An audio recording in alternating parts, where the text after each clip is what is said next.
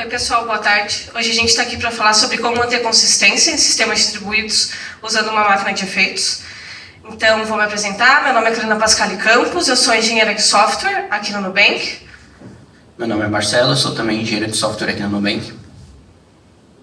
Então, no início, não existia nada e os programadores disseram, vamos criar um monolito. O monolito foi criado e ele tinha seus problemas, então ele era acoplado, ele não era escalável e os programadores perceberam que ele não era bom. Então, falando um pouco mais sobre esses pontos, qual que é o problema de ter esse código que seja acoplado? O problema de acoplamento é que fica muito difícil você modificar ou estender o seu código. Quando você vai fazer uma nova feature, o ideal é sempre você pensar, poxa, como que eu conseguiria escrever algo que ficasse mais independente e não que mantesse esse acoplamento? Mas a gente sabe que à medida que o código cresce, esse acoplamento ele é quase inevitável. Então, mesmo você tendo isso em mente a cada nova task que você desenvolve, é muito difícil você conseguir quebrar esse acoplamento que o monolito traz. Um outro ponto que a gente pode conversar é sobre você precisar mudar de contexto. Então, imagina que a sua equipe começou uma nova tarefa e depois de uma semana trabalhando nela, te avisam que rolou um bug em algo que vocês tinham entregado há um tempo atrás. Então, vocês param de fazer essa nova tarefa e começam a trabalhar para resolver esse bug. Depois de 2 semanas, vocês voltam para essa tarefa e percebem que aquele código que vocês estavam modificando mudou, porque alguma interferência externa rolou naquela parte do código. Isso é super normal. E quando isso acontece, você pode falar, poxa, aquela 1 semana de trabalho, a gente vai ter que começar do zero, ou essa task não faz mais sentido, porque outro time mexeu aqui e já fez algo parecido, porque o que acontece é que várias pessoas estão mexendo na mesma porção do código. É muito difícil você conseguir coordenar essa divisão. Então, quando você sai um tempo daquele código e volta, você pode encontrar várias surpresas, porque ele não está só dentro da sua equipe. Outro ponto, quando a gente fala que ele não é escalável, a gente pode falar de várias coisas. Então, a primeira, a gente já pode perceber que se várias pessoas mexem na mesma porção de código, é difícil você escalar isso. Como é que você coordena para conseguir tirar o melhor de tudo isso? Será que você consegue paralelizar ao máximo ou, na verdade, você vai ter momentos que as pessoas estão mexendo na mesma porção de código? O outro ponto é que você pode imaginar que alguma parte do seu sistema precisaria estar sendo mais usada, você quer escalar aquela parte, mas como todo o código está no mesmo serviço, você, na verdade, vai escalar o mesmo. Então, você não consegue escalar especificamente. Falar, hoje eu preciso mais do meu serviço de usuários, eu vou aumentar as instâncias dele, mas, na verdade, ele está junto com todos o meu outro código, então, quando eu vou aumentar as instâncias, estou aumentando de todo o monolito. Eu não tenho algo que seja fácil de eu tunar, né? Está tudo no mesmo lugar. Então, é muito difícil você escalar tanto a nível de código, quanto a nível de pessoas, quanto a nível mesmo de infraestrutura. É muito difícil você também testar novos designs de arquitetura dentro desse monolito, porque a gente imagina que é um código que tem muitas e muitas e muitas linhas e foi criado há 3, 4 anos atrás, por exemplo. Como é que você começa algo do zero, né? Será que no mesmo codebase você quer ter vários tipos de arquitetura diferentes? Na verdade, quão ruim seria isso? Então, toda mudança que você faz, você não está impactando o seu time, né? Você está impactando todos os desenvolvedores da empresa. É muito mais difícil você conseguir fazer algo que vai realmente só afetar aquela porção. Na verdade, você está afetando todo aquele codebase. Então, é muito difícil você testar coisas novas e ter pouco impacto no que já existe. E também é bem difícil quando entra alguém novo na sua equipe, porque essa pessoa entra, você sabe que você tem esse código gigante, por onde você começa explicando para ela, onde realmente ela tem que conhecer daquele código para começar a desenvolver, porque como a gente sabe, tudo está unido, então, na verdade, ela tem que aprender uma parte muito maior para começar a mexer num pedaço pequeno. Depois de 3, 4 meses, quando a pessoa começa a se sentir um pouco mais confortável, se você realmente para e olha e fala, poxa, ela mexeu numa porcentagem tão pequena daquele codebase que talvez não deveria se sentir tão confortável. Então é muito complicado iniciar já num monolito que seja tão grande, que todo mundo mexa naquele código. Para você ter alguém novo na sua equipe, é algo bem mais complicado. E ainda por cima a gente tem esse problema que a gente sempre tenta fugir, que é estado compartilhado, esse estado mutável, e você vai ter o seu banco de dados com uma variável global daquele monolito. Você não consegue dividir partes do código, usam esse banco de dados e partes usam o outro. Na verdade, o design comum é você ter esse banco de dados que todo o seu monolito vai usar. É uma coisa que a gente tenta fugir, mas no monolito a gente sempre vai cair nisso. E um outro ponto também interessante de falar é que a gente vê hoje em dia as companhias se dividindo mais em squads. Então a ideia é que você tenha todo mundo que precisa para resolver aquele problema junto. Então você vai ter os PMs, você vai ter os designers, você vai ter os desenvolvedores e quem mais for necessário, porque a ideia é que você consiga ser independente, consiga escalar e consiga desenvolver a melhor solução possível. Mas se você tem essa divisão dentro da sua empresa, mas no seu código você tem um monolito, a gente fala que você não está conseguindo seguir a lei de Code, porque o que ela diz o ideal seria você conseguir replicar a organização da sua empresa na arquitetura do seu código. E quando você não consegue fazer isso, você entra numa barreira. Então, as squads podem falar que são independentes, mas se eu, como desenvolvedor, chego no código e eu tenho um monolito, na verdade eu não consigo mostrar isso ali, porque é aquela mesma ideia de quando eu volto e o código já não era o mesmo. Eu não tenho controle sobre aquele codebase, mais pessoas mexem ali. Então, eu não seguir essa regra faz com que essa squad talvez não seja tão independente quanto a gente pensa. Então, é muito legal quando você consegue seguir squads e ter microserviços e conseguir seguir a lei de Conway. Então, depois de tudo isso, os programadores perceberam que o monolito não era bom. E falaram, então vamos criar os microserviços. E eles foram criados, e no começo eles eram bons, né? Porque no começo as coisas costumam ser. Por que era bom? A gente tinha 3 microserviços, todo mundo conhecia tudo que eles faziam, a gente falava, não, aqui não vai ter dependência entre eles, cada feature que a gente fazia, poxa, eu sei exatamente o que eu tenho que mexer, aquela coisa do código pequeno, poucas pessoas mexendo, a gente acha que está tudo sob controle e todos os nossos problemas foram resolvidos. Mas à medida que o tempo passa, a gente descobriu que caos e problemas surgiriam. Então é mais ou menos essa imagem que dá para perceber que não é algo tão, que está tão dentro do nosso controle quanto aqueles 3. É bem louco quando a gente tem essa imagem e tem que tentar lidar com tudo isso. E quais são os problemas que começam a surgir quando acontece isso? Um dos primeiros dele é a consistência. Então agora a gente tem o mesmo dado replicado em vários lugares. E a gente precisa que esse dado seja o mesmo em todos esses lugares. E contando uma história sobre isso, tem uma startup do Reino Unido que entrega comida que chama Deliveroo.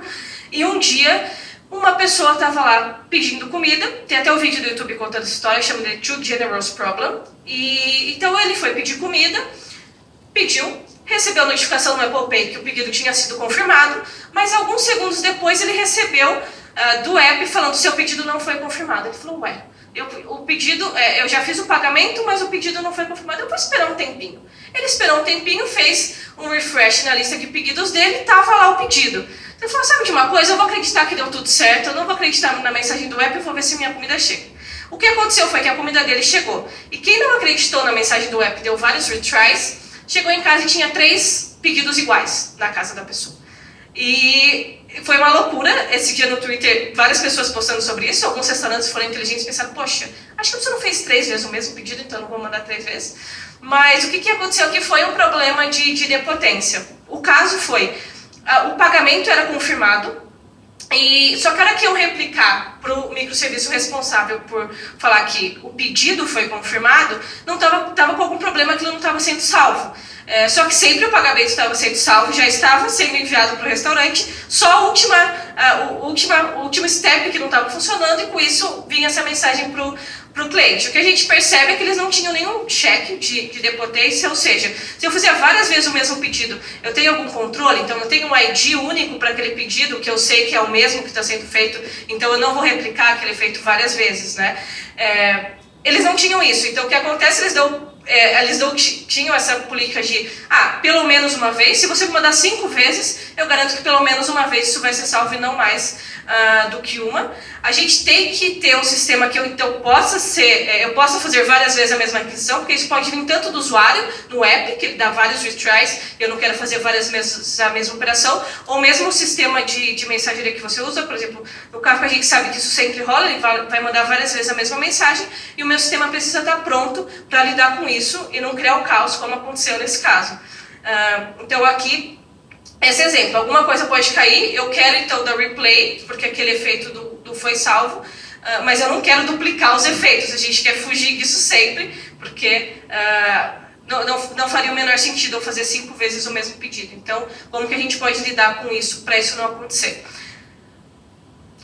Então, um dos passos são as funções puras. A ideia é que sempre... Imagina se a gente conseguisse tirar o máximo das funções puras. Ela já tem essa ideia, né? Então, dado um input, eu sempre retorno o mesmo output. Ou seja, eu não modifico várias vezes a mesma coisa, independente de quantas vezes eu mandar, eu sempre retorno a mesma ideia. Como é que a gente poderia tirar vantagem disso e ter o máximo disso dentro do nosso código para já garantir boa parte dessa idempotência? E um ponto muito importante aqui é a ordem dos efeitos importa e muito.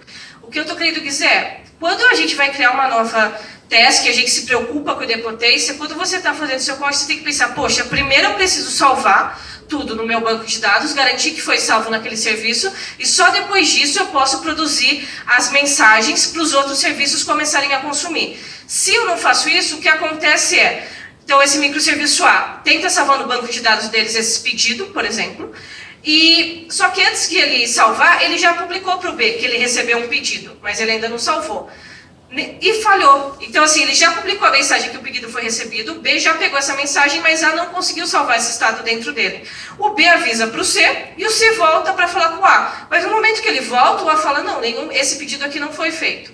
Então, a gente como desenvolvedor tem que a cada teste que a gente faz lembrar, poxa, eu vou primeiro garantir que eu consegui salvar tudo no banco de dados e depois se aplicar isso para os próximos serviços via mensagem ou via HTTP, mas eu preciso garantir, sempre eu tenho que lembrar disso, eu tenho que garantir a ordem desses efeitos, não tem nada, ou será que tem algo que pode me ajudar? O que a gente quer aqui é sempre ter consistência.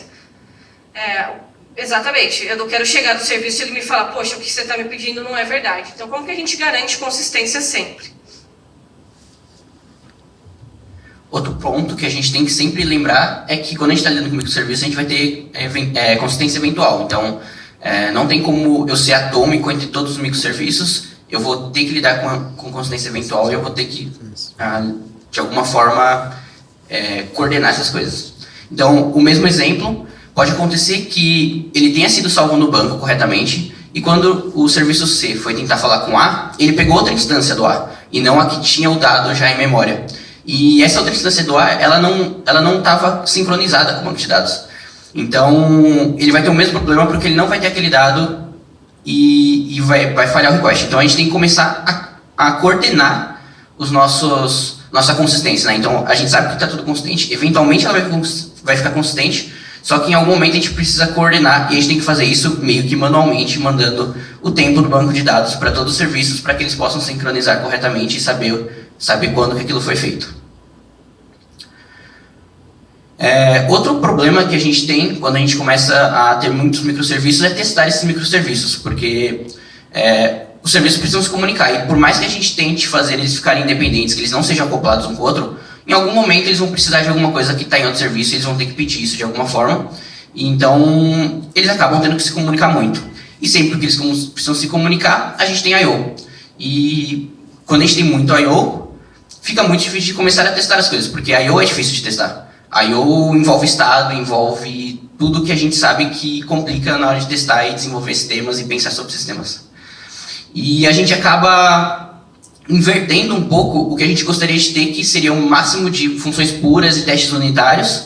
A gente acaba tendo mais testes de integração e poucos testes unitários, porque a gente tem que ficar testando I/O e ficar dependendo de outros serviços, e isso acaba atrapalhando muito o nosso desenvolvimento. Então a gente tem que tentar ao máximo sempre isolar os side effects, para que a gente possa testar o máximo possível. E de novo, a gente precisa tentar tirar o máximo da programação funcional e das funções puras para tentar resolver esse problema. Então, o que a gente pode... Como é que a gente tenta resolver esse problema? O que a gente pode fazer sobre isso? Então, a nossa primeira tentativa foi usar a arquitetura hexagonal. Explicando um pouco dela, a gente sabe que na camada de domínio, que é a camada mais interna, a gente vai ter então, a aplicação funcional do nosso domínio. Isso significa que dentro a gente quer ter todas as funções puras e imutáveis. Então, lá está a modelagem do nosso domínio. Se a gente for pensar, por exemplo, no sistema de contabilidade, lá que vão estar as regras de contabilidade, são regras que a gente espera que elas quase nunca mudem, porque elas já existem há muito tempo. Também dentro do nosso domínio a gente pode ter as regras mais específicas, então, por exemplo, na ideia de um banco, eu vou cobrar quando o cliente fizer essa transferência, existe alguma taxa mensal. Então, isso tudo a gente quer modelar dentro do nosso domínio. E aquele está verde porque a gente conseguiu só ter funções puras e a gente vai ter todas elas puras e nenhum estado mutável. Já no nosso na nossa segunda camada, que a gente fala que é chamada de aplicação, a gente pensa mais no nosso controller. Então, a gente vai receber uma requisição, a gente pode fazer adaptá-la de alguma forma dentro dos nossos adapters, e o controller vai realmente fazer essa conversa de, olha, eu preciso chamar um banco de dados, eu preciso chamar uma função de domínio, eu preciso produzir uma mensagem, ele vai ser responsável por essa coordenação. A questão é que ele realmente chama essas coisas, então logo a gente não consegue ter a nossa segunda camada sendo pura, que é o que a gente queria. Na segunda camada a gente também tem side effects, é algo que a gente queria fugir, mas quando a gente está usando a arquitetura hexagonal, a gente cai nisso. E a última camada é onde a gente gostaria de falar, poxa, todos os nossos side effects só acontecem na nossa terceira camada, nas nossas portas. Então aqui que eu recebo um request, eu escrevo alguma coisa no banco, produzo uma mensagem, consumo uma mensagem. Então a ideia é que aqui realmente a gente tem as nossas funções impuras, porque elas precisam estar em algum lugar. A gente sabe que um programa ele precisa ter funções impuras, mas pelo menos a gente gostaria de tê-las todas controladas, né? O ideal é falar, poxa, só na minha terceira camada eu tenho, elas estão controladas, eu vou ter o mínimo de funções impuras, porque é isso que a gente não quer ter no nosso programa. E qual que é o problema, então, na minha segunda camada de eu ter código imperativo e efeitos colaterais? O problema é que imperativo ele é difícil de você entender aquele código, ele é difícil de você compor, difícil de testar, e o feedback é bem mais lento. Então, primeiro, por que é difícil de entender esse código? Um exemplo aqui, eu estou chamando uma função de block, eu passo para ela um cartão, eu passo o banco, eu passo um producer para as minhas mensagens. Quando eu chamo essa função, ela pode me retornar qualquer coisa, e normalmente ela pode retornar, por exemplo, um true, que as coisas funcionaram. E o que isso significa? Tipo, o retorno da minha função não vai dizer nada sobre ela. Então eu tenho que entrar dentro dessa função para falar, tá, o que o block fez na verdade. Quando eu entro dentro dela, eu vejo, eu chamei um update no banco e eu produzi uma mensagem de status changed. Antes de eu abrir minha função, eu não sabia disso, porque o que é que está acontecendo aqui dentro é que eu tenho output indireto. O que isso significa? Ao invés de eu retornar tudo que a minha função faz está no retorno dela, então seria um output direto, no meio da minha função eu já começo a fazer os efeitos, então eu tenho output indireto. Logo, quando eu chamo a minha função e ela retorna alguma coisa, não quer dizer que foi só aquilo que ela fez, ou que ela pretendia fazer. Ela já faz coisas no meio do caminho, então fica mais difícil de eu entender o que aquela função faz. Ela é mais difícil de compor, por dois motivos. Então aqui, por exemplo, eu tenho uma sequência que eu vou bloquear vários cartões. Imagina se dá um problema no meio disso, então eu tenho que já me preocupar com esse ponto, porque eu posso ter cancelado 5 e não tinham mais 10. Será que eu realmente estou cuidando da idempotência, de todos os pontos para garantir que eu consigo compor com os próximos efeitos que vão acontecer, né? Então alguns rolaram, mas podem ter rolado só no banco, tinha um passo de produzir a mensagem. Como que eu vou conseguir compor isso se tem um erro no meio do caminho? E o outro ponto é que eu comecei a acoplar minha infraestrutura com as minhas funções. Então aqui eu já estou passando o banco, eu estou passando o producer, então fica mais difícil de eu conseguir compor, dado que eu estou acoplando com a minha infraestrutura. É mais difícil de testar, porque eu não consigo testar unitariamente, então eu vou precisar de mocks e teste de integração, e eles são bem mais complicados, porque eu preciso então criar estado, saber como que vai ser o protocolo para me comunicar com os outros serviços, aquilo é uma mensagem HTTP, então é bem mais chato de fazer esses testes e é bem mais difícil de entender o que aconteceu. Porque agora, quando a gente faz testes unitários, a gente sabe que se aquele teste unitário falhou, quer dizer que aquela função falhou. Quando um teste de integração falha, ele pode ter passado por 15 funções. Então, aonde que aquilo realmente falhou? É muito mais difícil, não é tão acurado, né? Eu não consigo chegar e falar, poxa, aqui que foi o erro. Então, demora mais tempo para eu escrever e demora mais tempo para eu entender por que aquilo falhou. Por isso que a gente fala que o feedback deles é mais lento. Ele é mais lento em todos esses passos. No passo de escrita e no passo de entender o que realmente aconteceu quando falha. Então, aqueles problemas que a gente falou que tinha com microserviços e gostaria de resolver, quando a gente usa a arquitetura hexagonal, a gente não ganhou isso com a arquitetura. Então, a arquitetura hexagonal, como na segunda camada eu vou ter I/O, eu tenho problema de teste, porque eu vou ter teste de integração, e então minha segunda camada não vai ser testada unitariamente, e o problema de consistência continua na minha mão. Eu tenho que me preocupar em realmente primeiro primeiro salvar no meu banco e depois produzir as mensagens. Nada aqui da arquitetura me diz como que eu poderia lidar melhor com essas duas coisas.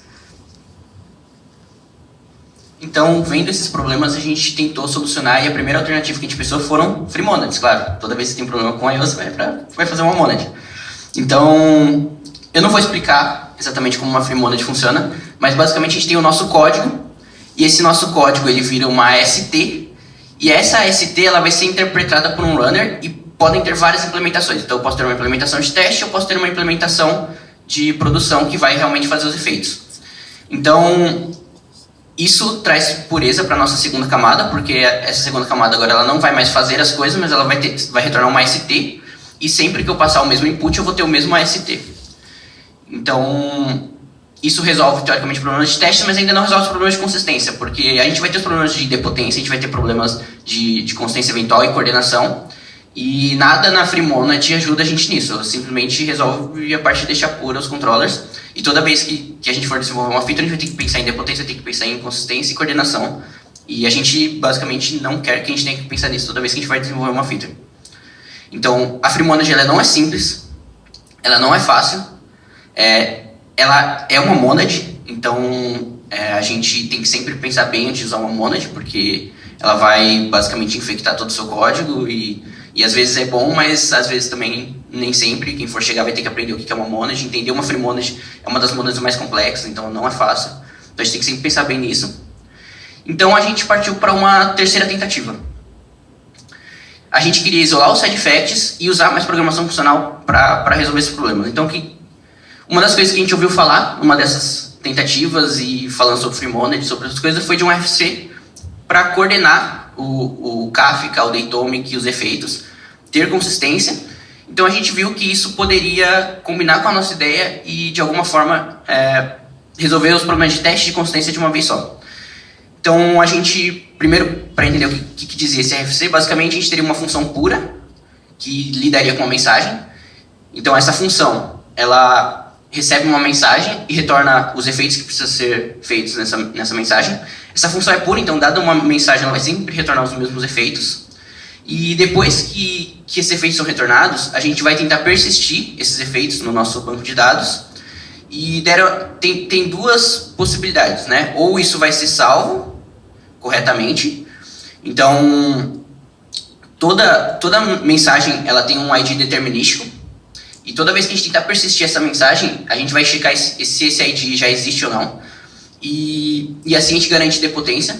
Então, se a gente tentar salvar a mesma coisa com a mesma idempotência, o banco de dados não vai salvar nada, simplesmente vai retornar.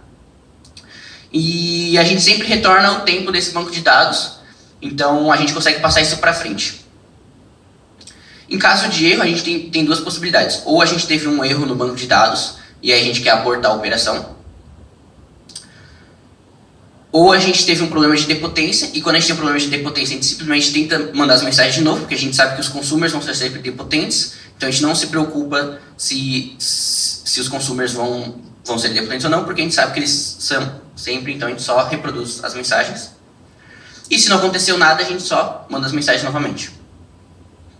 Então a gente pensou, vamos criar uma máquina de efeitos com essas ideias.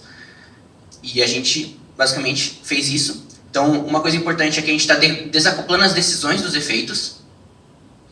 A gente desacopla a intenção da execução desses efeitos, porque são duas coisas bem diferentes. Então, uma coisa é eu ter uma função que faz o bloco e ela fala qual que é a minha intenção de fazer isso e o que tem que acontecer no sistema para isso ser feito.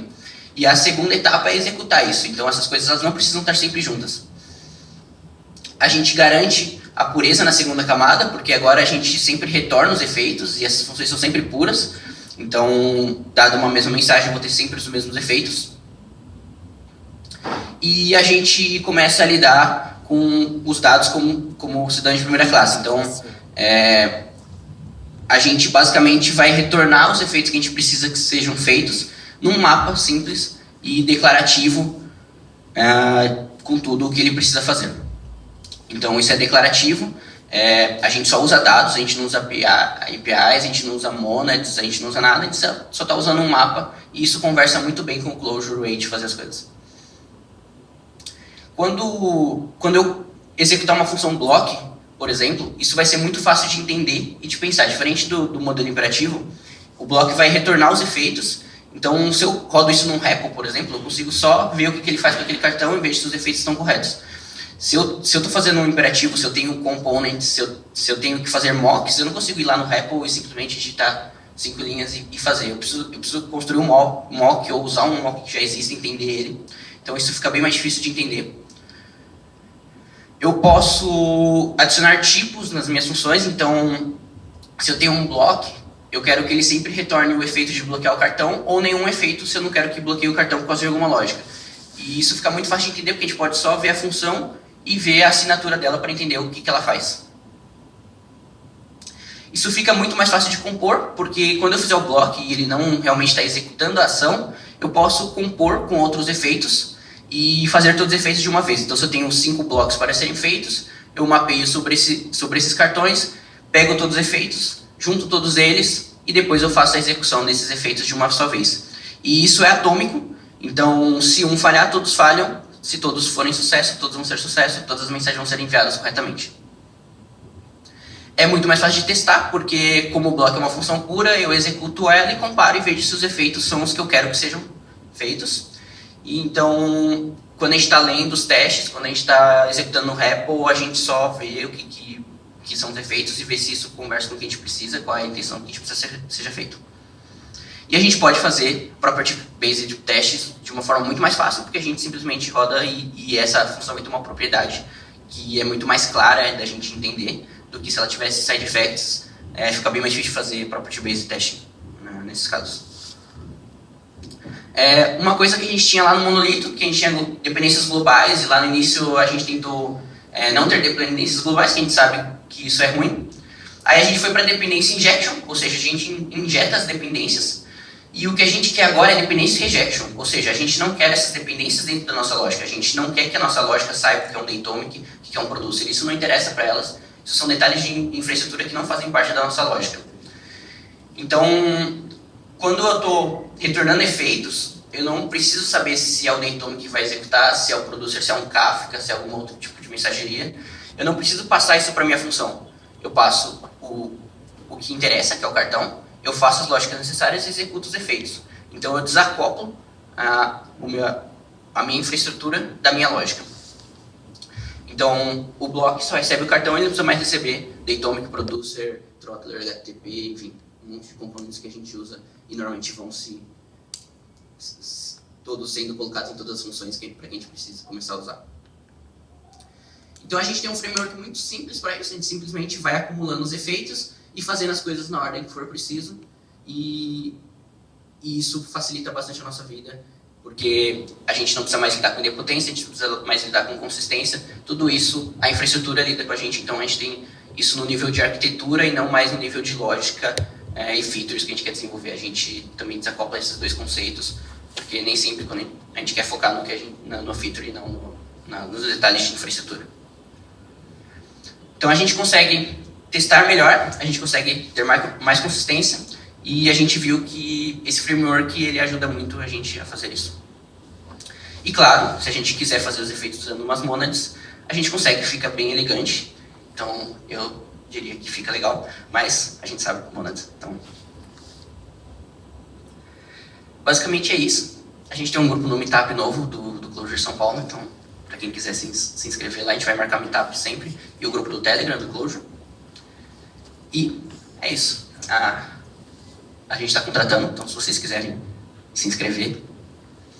Obrigado. Obrigada.